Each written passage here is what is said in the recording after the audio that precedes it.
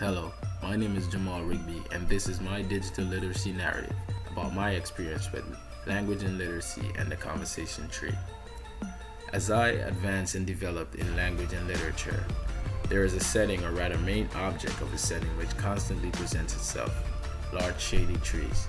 You know, the ones with roughly circular contours created by the crown.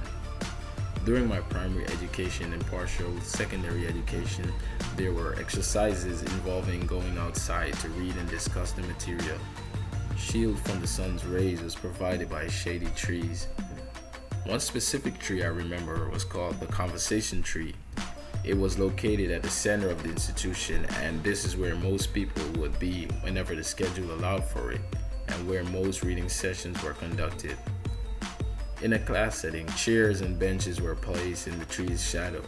The exposure to the cross breeze and quiet nature relaxed the mind and made me enthusiastic about reading.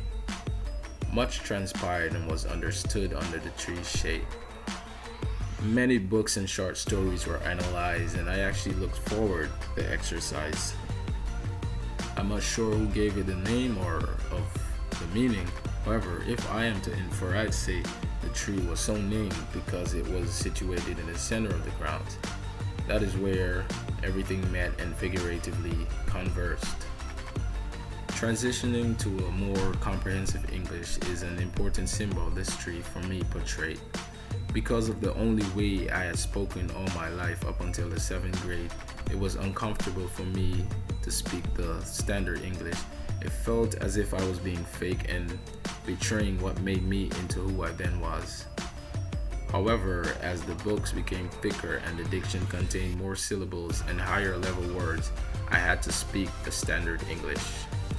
I needed to utilize the new words and phrases in speech and writing, and to do so, I used them regularly when speaking and also in essays. My friends also began to improve their diction. We were communicating in the standard English, and it soon felt normal. Well, at least until I went home and it was awkward. I had to switch up in different settings. Eventually, I spoke so that whomever I addressed could understand, whether it's the standard English or Guyanese Creolese, whichever they're more comfortable with. The conversation tree held many memories in its years of existence.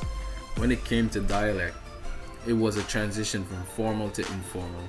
In the morning, I am perceived as the good student, striving to improve my literate skills. On the other hand, in the afternoon, it's more of an ambiguous perception. For those who knew me, they know what kind of person I am, and others may be confused. In the morning, I'm under the tree learning, reading, and writing. In the afternoon, I'm in my casual wear, relaxing with my friends and using a more personal language. Conversations in the morning would begin, "Good morning, how are you doing?"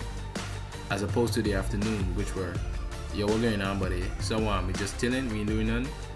Which is basically me asking what's up and if we're not doing anything for the remainder of the day. Two dynamics, both symbolized by the conversation tree.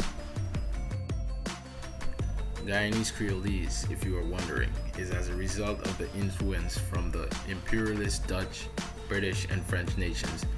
Basically a composition of these with a major English influence, as the early slaves and indentured laborers strive to develop their language over time.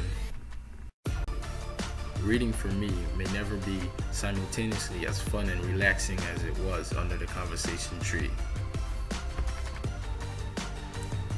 That was my experience. How about you create your digital literacy narrative and share yours?